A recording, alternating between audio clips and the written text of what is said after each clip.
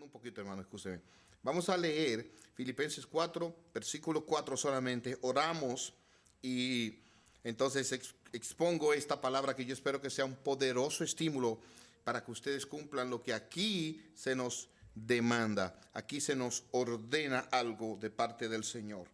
Dice el apóstol Pablo, inspirado por el Espíritu Santo, así: regocijaos en el Señor siempre. Otra vez digo, regocijaos. ¿Qué le parece si lo leemos juntos? Leemos. Regocijaos en el Señor siempre.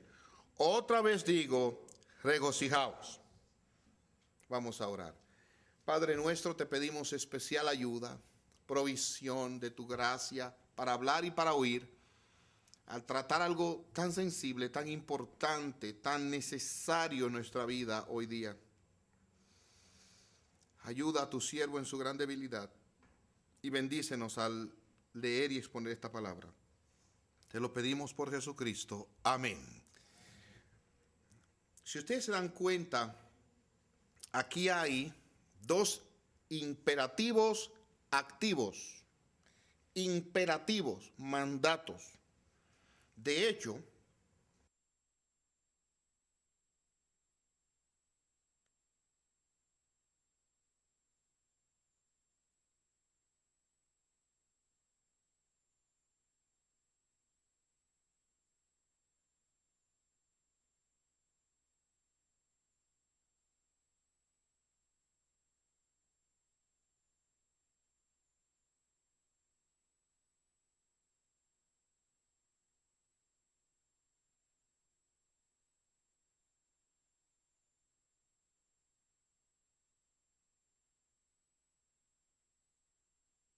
de la iglesia importantes, Evodia y Síntique.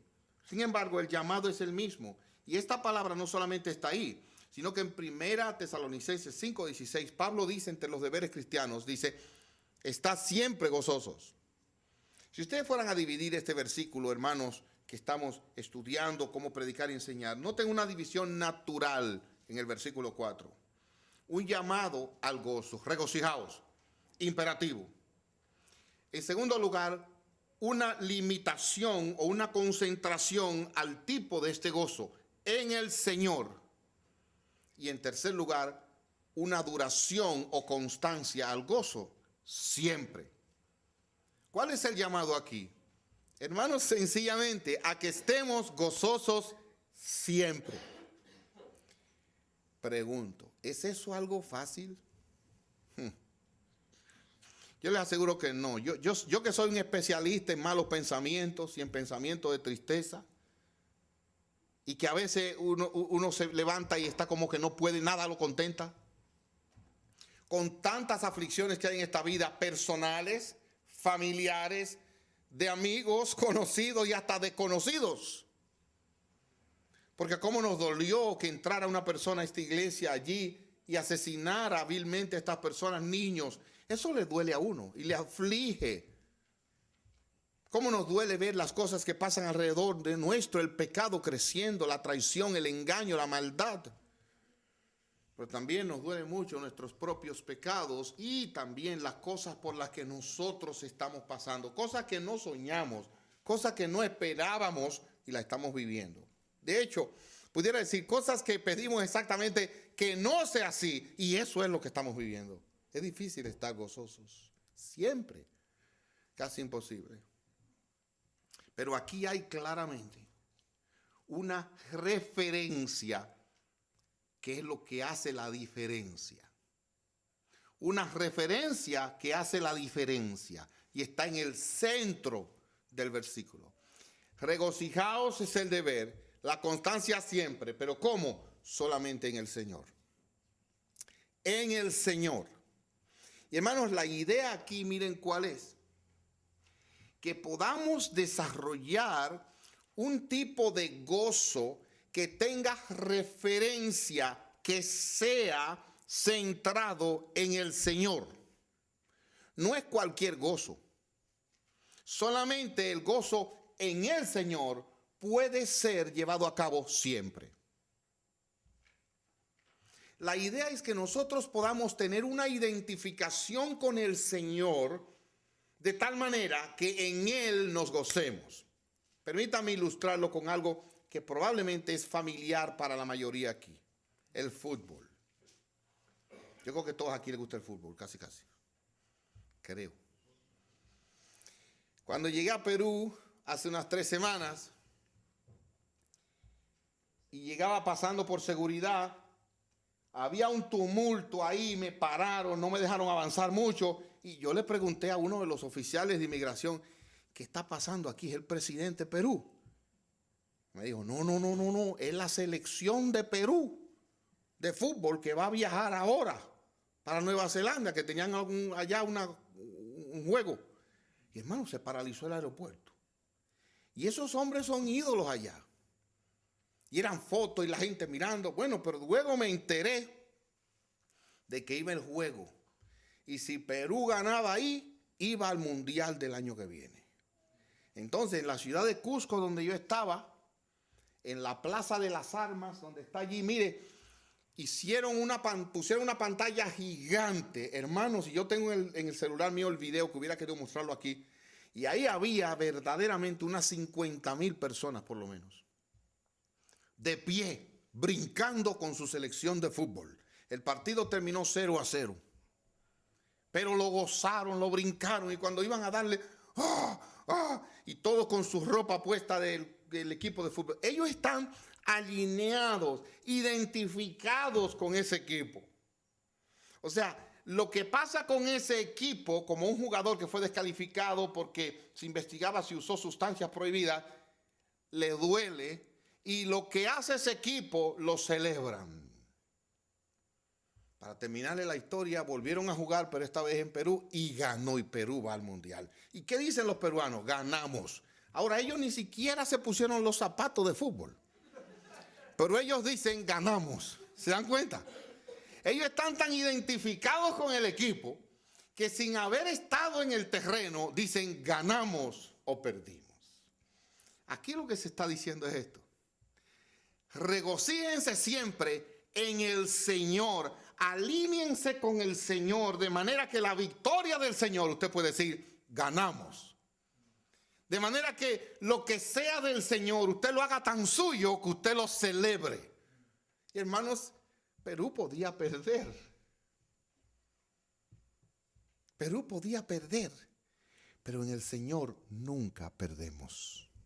Nunca, dice Romanos, somos más que vencedores. Ahora, yo lo que quisiera tratar en lo que resta del mensaje es esto, lo que resta del tiempo.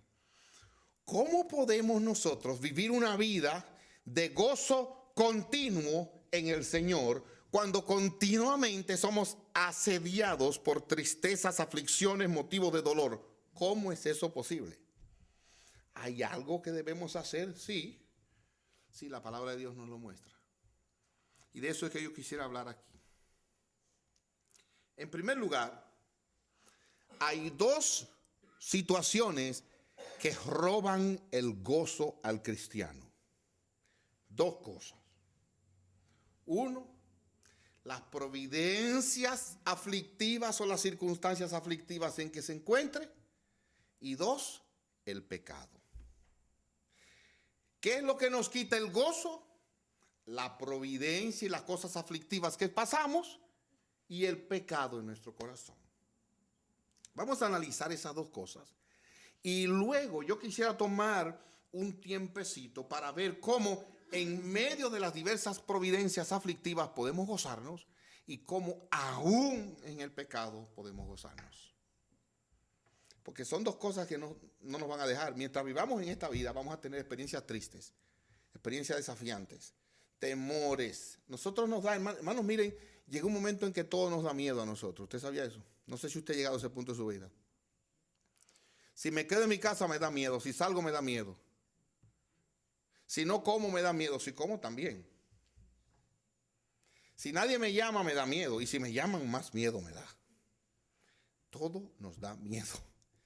Si no tengo hijos me da miedo, y si tengo también. Entonces, si los hijos están en la casa me da miedo del futuro, y si salen de la casa me da miedo de lo que le puede pasar en la calle. Hermanos, todo nos da miedo. Si no tengo trabajo, me da miedo de qué voy a vivir. Pero si tengo trabajo, entonces me da miedo de que me vayan a votar. Todo da miedo. En esta vida todo te puede dar miedo. ¿Cómo nosotros podemos vivir en medio de providencias cambiantes que nos hacen sentir débiles, insuficientes, tristes, nos quitan el gozo? Y cómo, siendo pecadores, podemos aprender a vivir en el gozo de la salvación. Porque el gozo se apaga con el pecado. Por eso David en el Salmo 51 decía, vuélveme el gozo de tu salvación cuando había pecado. ¿Qué es el gozo? Noten bien. El gozo es un mandato divino para el creyente, un mandato que consiste en una, sensación intensa de deleite, felicidad y contentamiento, que resulta, ahora por favor guarden eso, conecten las dos cosas, el gozo cristiano resulta de una adecuada respuesta a las realidades espirituales. Una adecuada respuesta a las realidades espirituales.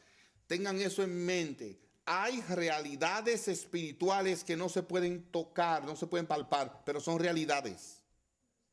Por ejemplo, el amor es una realidad espiritual. El amor entre padre e hijos, entre marido y mujer, es una realidad, pero no se puede palpar. Entonces, el gozo cristiano está asociado a una respuesta sensible a esas realidades espirituales. Por favor, dígamele al que usted tiene al lado. El gozo cristiano es una respuesta adecuada a las realidades espirituales. Yo no creo que sea tan difícil. Dígalo. Usted se lo aprendió ya. Es una respuesta adecuada a las realidades espirituales. Los felicito, hermano. Lo hicieron muy bien, ¿eh? Lo hicieron perfecto. Es una respuesta adecuada a las realidades espirituales. Están ahí, pero uno no siempre las percibe ni las disfruta. Están ahí. Y el gozo consiste en poder ver esas realidades espirituales y disfrutarlas. Ahí está la clave. Veamos esas situaciones que arrancan y roban el gozo. En primer lugar, pensemos en las providencias aflictivas. Las cosas que nos vienen y que nos quitan el gozo. Si ustedes ven conmigo, Primera de Pedro capítulo 4, por favor. Primera de Pedro capítulo 4, versículos 12 y 13. Escuchen cómo lo pone aquí el apóstol Pedro.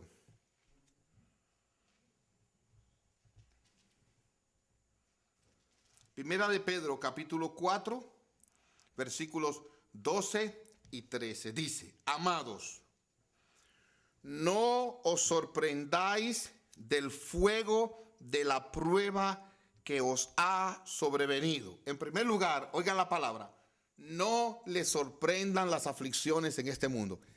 ¿Realmente deberían de sorprendernos las aflicciones? No, Dios lo dijo, en el mundo tendréis aflicción. No les sorprenda, como si alguna cosa extraña os aconteciere. Ahora oigan, sino gozaos, oigan bien, por cuanto sois participantes de Cristo, para que también en la revelación de su gloria os gocéis en gran alegría. Atiendan ahora, hermanos. Cuando nosotros sufrimos como cristianos, no nos deben sorprender esos sufrimientos, porque estamos participando de Cristo. Estamos ahí viviendo como Cristo vivió y padeciendo como Cristo padeció. Eso es una realidad espiritual. El que sufre como cristiano, sufre como Cristo. Vamos a ver un texto que lo amplía. Colosenses 1:24. Oiga lo que dice Pablo. Ahora me gozo en lo que padezco, me gozo en lo que sufro por ustedes y cumplo en mi carne, ahora esto suena raro, lo que falta de las aflicciones de Cristo por su cuerpo, que es la iglesia. La Biblia de las Américas dice, me alegro de mi sufrimiento por vosotros y en mi carne, completando lo que falta de las aflicciones de Cristo. Hermanos, ¿acaso el sacrificio de Cristo no fue completo en la cruz? Sí, Cuando Él dijo consumado es, todo el precio, todo el sufrimiento por nuestros pecados, Él lo pagó. Consumado es, ya no hay más nada que hacer por tus pecados, yo hice todo, ya están completos. Ahora, ¿de qué es que Pablo habla? Cumplo en mi carne lo que falta de las aflicciones de Cristo. Completando lo que falta de las aflicciones de Cristo. Déjenme explicarles. Cristo sufrió por su pueblo y Cristo ahí, como el escogido de Dios, mostró el poder de Dios, la justicia de Dios, mostró a Dios. Cuando ustedes y yo hoy andamos por este mundo y sufrimos, personas que no conocen de Cristo pueden conocer de Cristo cuando nos ven sufriendo y les testificamos de Cristo. Completamos en el sentido de que eso ahora llega a otros. Cristo llega a otros y sufrir en el nombre de Cristo y creyendo en Cristo y esperando en Cristo es mostrarle a otros la realidad de Cristo. Noten esto. Cuando sufrimos bajo la providencia de Dios, el mundo nos está mirando y estamos completando, haciendo pública nuestra fe en el Señor Jesucristo. Otros nos están viendo y conocen a Cristo por nuestro sufrimiento. Otros pueden oír de nuestra fe, de nuestra esperanza por nuestro sufrimiento. Quiero ver un pasaje con ustedes, Romanos capítulo 8, lo cité hace un momento. Como saben, este es un capítulo clave en toda la Escritura. Y a partir del versículo 28, que es mi texto favorito de toda la Biblia, dice cosas que tienen que ver con la providencia y realidades espirituales que tenemos que tener pendientes. Versículo 28. Por favor, mire la realidad espiritual. Sabemos que a los que aman a Dios, todas las cosas les ayudan a bien. Esto es, a los que conforme a su propósito son llamados. ¿Cuál es el propósito? Versículo 29. A los que antes conoció, los predestinó para que fuesen hechos conforme a la imagen de su Hijo. Ese es el propósito de Dios, hacernos como su Hijo, para que Él sea el primogénito entre muchos hermanos. Y si Cristo sufrió, nosotros vamos a sufrir. Ahora miren una realidad espiritual detrás del versículo 28. Los que aman a Dios, todas las cosas le ayudan a bien. ¿Cuál es la realidad que hay detrás de esto? Que mi aflicción, mi dolor, mi problema, mi cáncer, mi muerte, Dios la utilizará para mi bien. Esa es la realidad espiritual que me permite estar gozoso. Porque es un problema, es una calamidad, es algo que me hace sufrir, es algo que me frustra, pero Dios la usará para bien.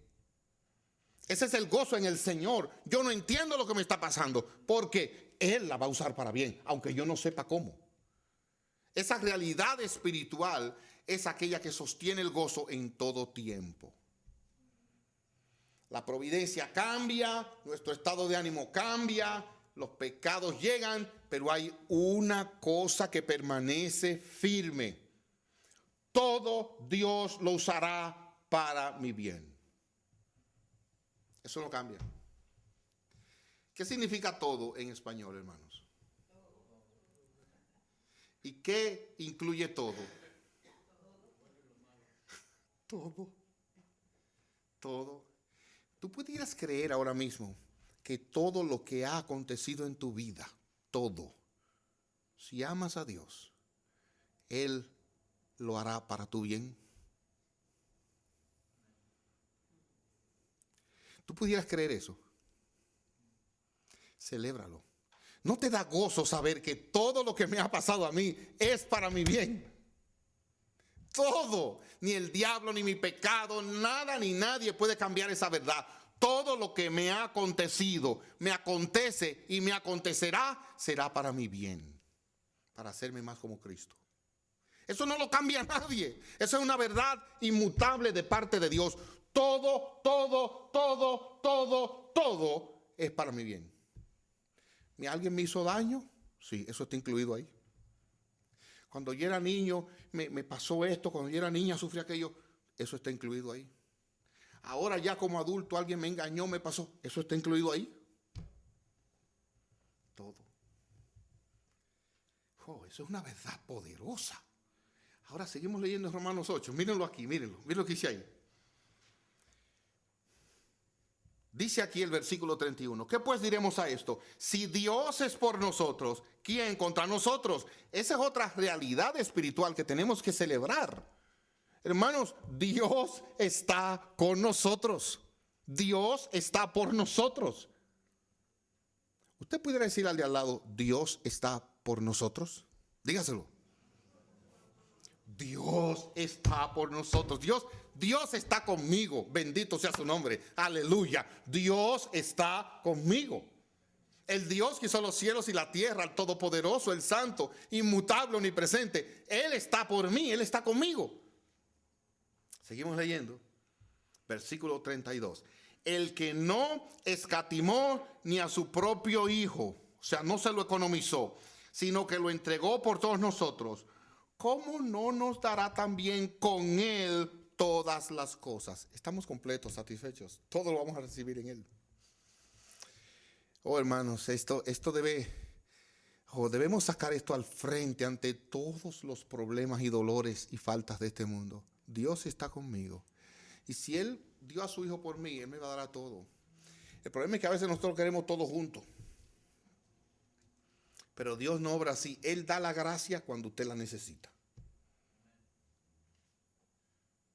Es como cuando usted va a un buffet. Usted no ha sentido a veces este pesar en su corazón. Óyeme, yo pagué por estar en este buffet chino. Ahora tengo que comer bien. Porque yo pagué. Y usted va y se come un plato y está lleno. Fue que se lo sirvió con hambre. Pero después dice, yo pagué, todavía tengo un huequito aquí. Y ese huequito probablemente, mire, es un poquito así, pero usted va y le dice, ay, aquí, ya. Y vuelve con otro plato de ese tamaño. Y ya que lo cogió, usted está acostumbrado a no botar la comida, vuelve y se lo come. Y hermano decía, y de verdad, y a veces en su corazón lo que dice, oye, qué pena que no puedo comer más. Y ya le duele la barriga, le duele el alma. Y usted sabe cuál es el problema con esos buffets chinos. Que no importa lo que usted coma, no va a acabar toda la comida. Ellos sacan más. Ellos sacan más. Ok, hermanos. Oigan ahora. Dios no nos da así. Él nos da al momento lo que necesitamos. La gracia que necesitamos.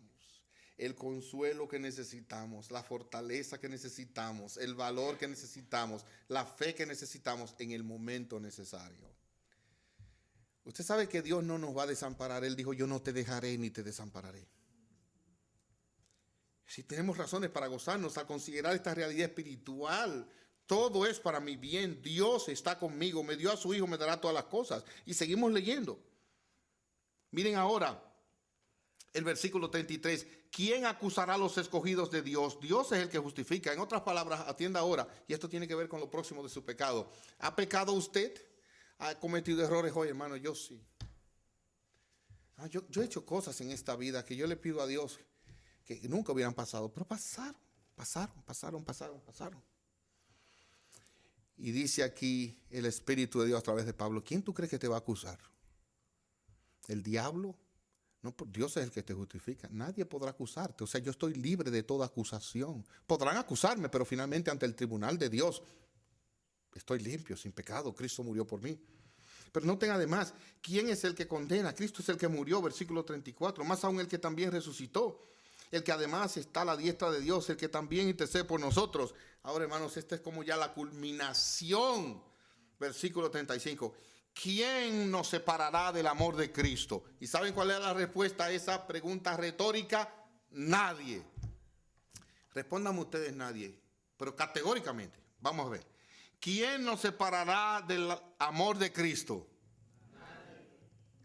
Ay, qué flojo estuvo eso. Yo predicando aquí, gastándome, mire, y ni agua tengo. Y ustedes me dan esa vocecita así floja. Oiga y créalo, de verdad. Oiga bien, mire. ¿Quién nos separará del amor de Cristo? Nadie ni nada me separará. Él me compró con sangre preciosa y me amará por toda la eternidad. Eso debe ser una realidad espiritual para yo estar gozoso. Porque el amor de nosotros es tan inconstante. Mire, es como ¿recuerdan aquellas hojitas? Te amo, no te amo, te amo, no te amo. ¿Recuerdan eso? Así somos nosotros a veces. Qué desgracia, ¿verdad? Juramos amor en el altar. De repente saliendo de la iglesia, no me esperaste y te fuiste adelante, no te amo. Llegamos al hotel en luna de miel. Entonces cuando estamos ahí, te dormiste y no me esperaste, no te amo. Nosotros somos así.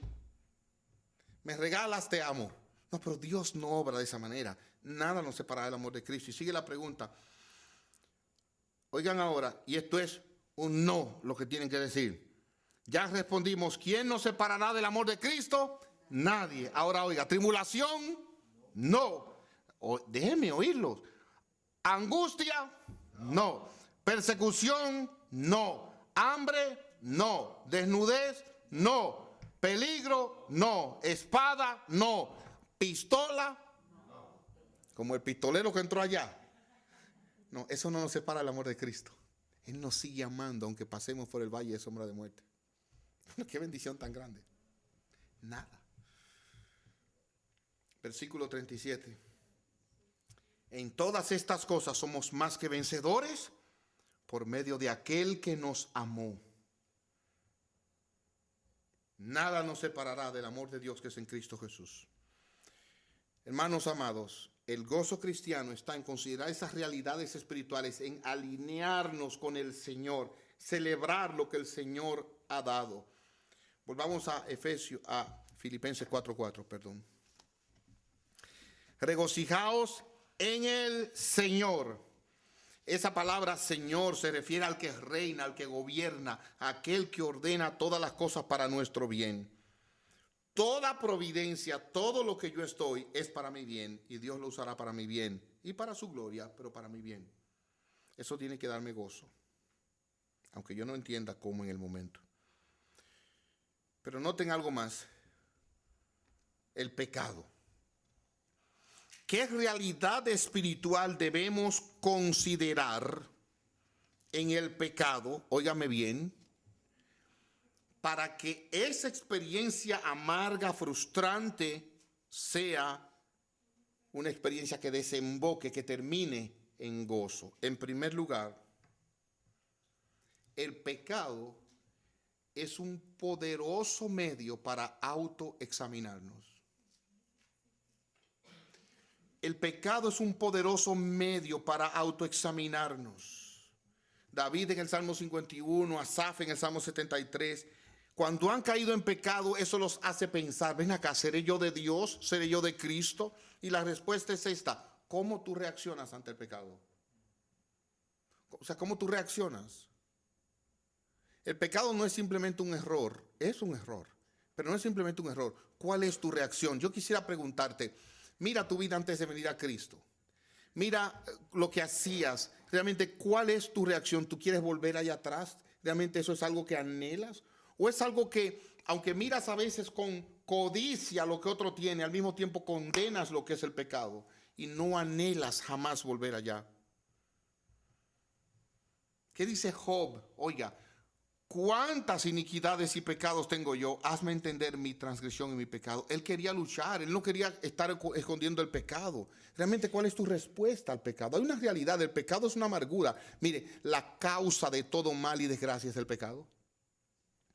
Y tú has sufrido por tu propio pecado. ¿Cómo tú ves el pecado? El pecado es una ocasión para tú examinarte y decir, Señor, yo no quiero jamás volver a pecar de esa manera. Yo odio ese pecado, yo lo detesto. Me tienta el diablo, pero yo odio con todas las fibras de mi ser ese pecado. ¿Alguna vez tú te has plantado ante la presencia de Dios y has dicho, Señor, si yo he de volver por ese camino de pecado, mejor quítame la vida, llévame de este mundo? Yo no quiero verme jamás en ese camino. Ese es el corazón de aquel que verdaderamente pertenece a Cristo. Y debe darte gozo eso, porque ese es el espíritu de los que son de Dios. En este mundo tenemos aflicción, en este mundo vamos a caer en pecado, pero eso debe llevarnos ahí. Por otro lado, hermanos, el conocimiento del pecado debe producir una profunda humillación en nuestro corazón. Ay, sí, hermanos. Saben que muchas veces nosotros pronto somos para enorgullecernos, para alabarnos, para quitarle a Dios su gloria, pero cuando vemos el pecado en nuestro corazón, eso es algo que nos humilla. ¿Y sabe lo que dice Dios? Que Él habita con el humilde. Pensar en nuestro pecado pasado o en nuestro pecado presente es algo que nos debe humillar, y eso es bueno. Y la realidad espiritual de esto, miren cuál es, hermanos. El hecho de que yo odie el pecado es porque el Espíritu de Dios está en mí. Eso me da gozo. Soy de Cristo. El hecho de que yo me humille ante el pecado significa que Dios vendrá y morará conmigo. Eso es bueno y motivo de gozo. Dios está conmigo. Yo no quiero seguir pecando. Y finalmente, ¿saben lo que es el pecado en el corazón de un corazón creyente? En el corazón de un creyente, el pecado es una alarma de que tienes que volver al gozo del Señor. Hermanos, es una alarma de que hay que resolver, hay que hablar. Mi esposa es lo mejor que hay en el mundo. Esa es la mejor esposa del mundo, con perdón de todos los demás aquí, casados. Pues yo no estoy casado con su mujer, con esta ahí. El día pasado, hermanos, me sentí mal con ella. ¿Y saben qué? Por supuesto que la culpa era mía, pero me sentí mal. ¿Y qué yo hice? Guardarse en el corazón y dejarlo ahí para que mañana, si se le derrama un poquito un vaso de agua, entonces decírselo, o debo tratarlo inmediatamente y no dejar que eso coja raíz en mi corazón. ¿Qué creen ustedes que debo hacer? Inmediatamente. Mi amor, me sentí mal por esto, no me gustó. ¿Qué pasó aquí? Se habló, se arregló y ahí estábamos, hermanos, de luna de miel inmediatamente. Segundos después. Besos como siempre. ¿A dónde quiero llevar vuestro corazón, hermanos? Oigan bien. Cuando pecamos, ahí tenemos que pronto predicarnos el evangelio, ir a la cruz y ver el amor de Dios. De tal manera amó Dios al mundo que dio a su Hijo unigénito para que todo aquel que en él cree no se pierda y tenga vida eterna. Pequé, rápido a la cruz, rápido a Cristo. El pecado, entonces, es una alarma que debe convertirse en gozo cuando llegamos a la cruz. Amados, he dicho dos cosas y con esto termino. He dicho que el gozo es una satisfacción que nos viene al alma cuando consideramos realidades espirituales. Ante las circunstancias que nos roban el gozo, pensemos, Dios está conmigo y esto es para mi bien. Y finalmente, el pecado puede ser usado para terminar en gozo cuando termino en la cruz, humillado, esperando la gracia de Dios. Tenemos en el Señor motivos para estar gozosos, alineados con el Señor. Hace un año y pico, hermanos, mi amada hija Mayremí, ustedes saben, le hallaron cáncer. ¿Un año? Hace un año le hallaron cáncer. Y yo quiero decirles algo. Nosotros hemos pasado por algunas cosas en esta vida, pero usted sabe que un hijo suyo tiene cáncer. Yo me iba a mi trabajo por la mañana, que salía a las 7 y pico, antes de las 7. Y hermanos, a veces yo iba en ese carrito dando gritos a voz audible. No sollozando, no, dando gritos porque yo pensé que mi hija iba a morir. Y yo pensaba en mi corazón, ¿dónde la vamos a enterrar? ¿Qué yo voy a predicar ese día? Ese es el corazón nuestro. O sea, yo no creo que yo sea el hombre más perverso, no, esa es la realidad. Hermanos, y cuando fuimos allí y el doctor nos dijo, mira, hay que darle quimio. Se le va a caer el pelo. Un pelo tan bonito, todavía está bonito. Pero miren, largo. La que más largo tenía el pelo en casa, yo creo. Ok. Wow. Y hermanos, Dios fue obrando y dando la gracia paso por paso. Cuando se le cayó el pelo, yo le dije, wow, te pareces a mí. No era la gran cosa, pero con eso me consolé. Wow. Paso a paso, ¿verdad? Y verdaderamente, hermanos, en medio de la tristeza, el dolor y las lágrimas, podíamos gozarnos. Y ella fue una bendición en todo este momento. Recientemente, después de hacerle pruebas, el doctor dice, no vemos cáncer en su cuerpo. Y el viernes pasado, Fuimos allá al hospital, abrieron aquí y le sacaron un puerto que ella tenía ahí donde le inyectaban la quimio, con una, quizás que iba una vena acá, la sacaron y gracias a Dios, aquí está la niña ya normal, sin nada de estas cosas, esperando solamente nuestro Dios. Qué bendición. Y hermanos, ha sido tanto el bien que hemos visto a través de esto. Esto ha cambiado nuestra vida, nuestra dinámica familiar. Ha aumentado mi amor por mis hijos, cómo les trato. Esto ha cambiado nuestra perspectiva en cuanto a testificar de Cristo. Yo bendigo a Dios. Porque yo no sé lo que va a pasar con el médico que la atendió a ella, pero ese hombre ha oído el evangelio este año cada vez que lo hemos visto. Y se le ha predicado y hemos orado por él.